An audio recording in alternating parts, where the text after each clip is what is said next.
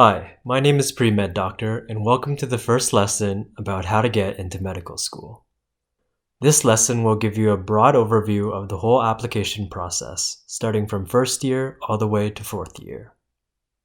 Specifically, I'll be sharing my personal pre-med journey to help you get an idea of how I went about it myself. Of course, this is only one of many ways one can be accepted into medical school, so there's no reason to stress over following my example step by step. However, I hope that you can take something out of my story that could help you on your own adventure. In first year, my first priority was figuring out how to study. A jolt of motivation came when I failed my first term test in university, physics. That moment made me realize that university is nothing like high school and that I needed to figure out how to study before it was too late. Luckily, first year is the best time to do that because generally if you're applying in your fourth year or later, first year marks are either weighed the lowest or not even counted in the first place. After I figured out how to study effectively, I was able to focus on volunteering and extracurriculars.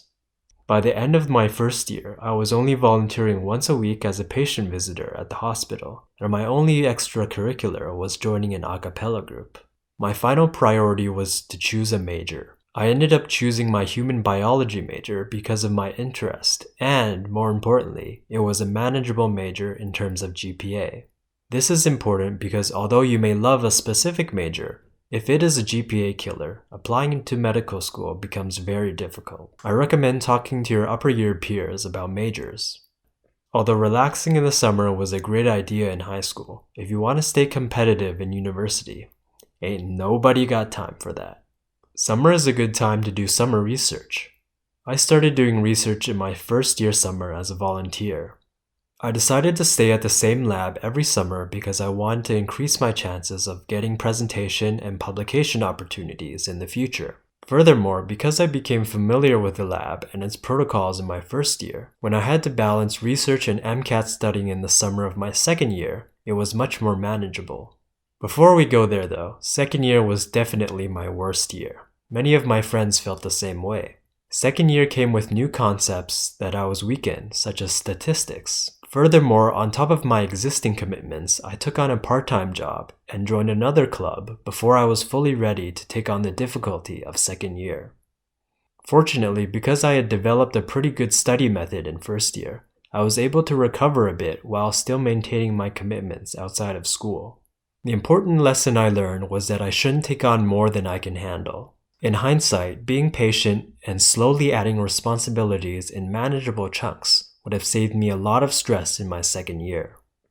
Following my worst school year, second year summer wasn't a piece of cake either, because I had to study for the MCATs on top of doing research. I decided to take an MCAT prep course to help me manage my time. This can be a very expensive investment. I will go into this in detail in a future video. The reason why I recommend taking the MCAT during the second year summer is because at this point you should have all the prerequisite courses under your belt. Furthermore, in the case that you need to redo the MCAT, you can have some more time to do it during your third year summer as a backup. During this summer, I also decided to prepare for my medical school applications so that I could apply for medical school in my third year. I highly advise you to do the same, even if your chances of getting in are very low at this point. The reason is because it'll give you a taste of what is expected during the application process, and if you're lucky, you may even land an interview. I seriously underestimated how intense the application process is, as I rushed through submitting my applications last minute. Fortunately, I was offered one interview in my third year. But unfortunately, I was rejected because I also underestimated the difficulty of the interview. While all this was happening in my third year, I continued to build my experiences by volunteering, taking leadership opportunities, and studying diligently. Although I didn't make it after my third year, I was much more prepared for my fourth year application. Instead of starting the application in September like I did in third year, I started in July when the applications opened, giving me plenty of time to look over my application and essays. In the summer, I was also finally able to secure my first research publication and poster presentation.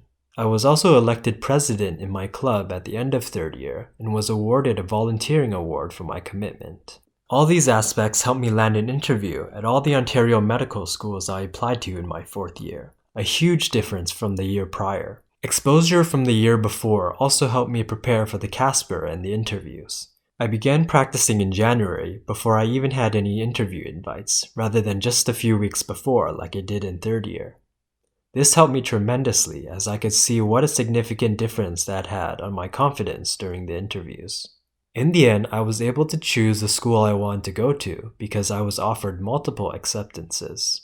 In the next few lessons, I'll go into detail regarding GPA, the MCAT, as well as what you should be aware of regarding extracurriculars and the application process. I'm confident that by the end of these lessons, you'll be far more prepared than I was when I went through this experience.